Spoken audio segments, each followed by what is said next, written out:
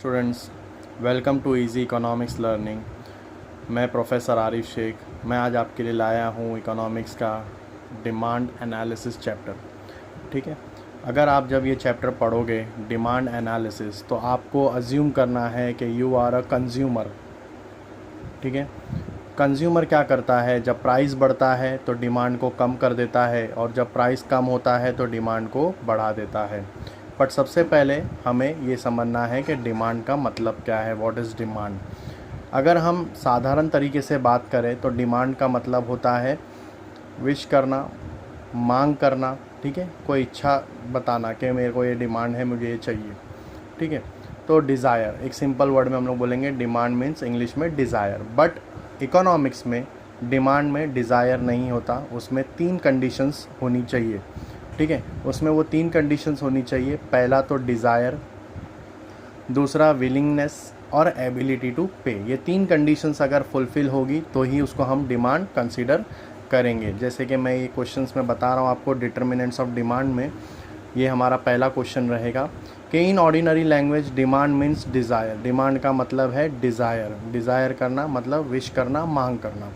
लेकिन economic terms में देखो, डिमांड में बोला है 3 कंडीशन, डिज़ायर भी होगा, ठीक है, बैक बाय मतलब सपोर्ट होगा उसको, विलिंगनेस भी, एंड एबिलिटी टू पे। ठीक है, उसकी इच्छा भी होनी चाहिए, विलिंगनेस होना चाहिए, और एबिलिटी टू पे, उसकी हैसियत भी होनी चाहिए उसको पे करने की।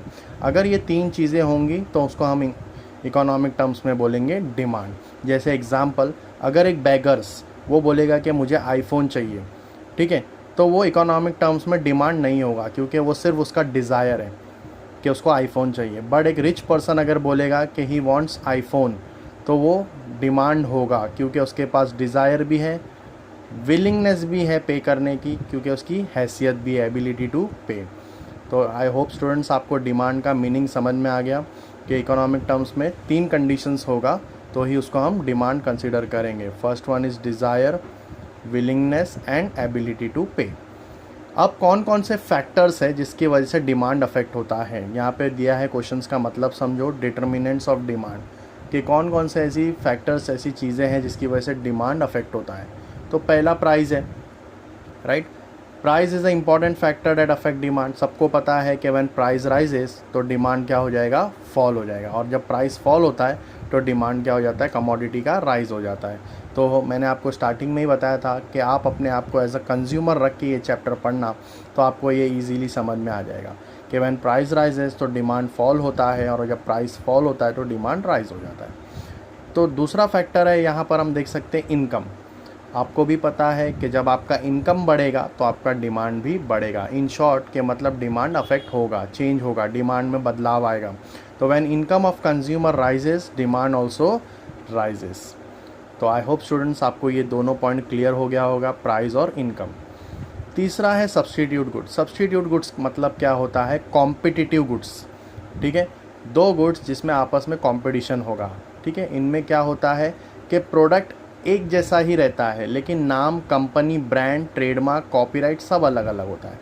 आई रिपीट, प्रोडक्ट एक जैसा रहेगा लेकिन नाम, कंपनी, ब्रांड, ट्रेडमार्क, कॉपीराइट सब अलग अलग रहेगा। सो सब्स्टिट्यूट गुड्स का एग्जांपल हम लोग देख सकते हैं, कोलगेट और पेप्सोडेंट है तो टूथपेस्ट, लेकिन नाम, कंपनी, ब्रांड अलग अलग है। टी, कॉफ़ी है तो प्रोडक्ट एक जैसा, लेकिन नाम, कंपनी, ब्रांड क्या रहेगा, अलग अलग रहेगा। समझ में आया?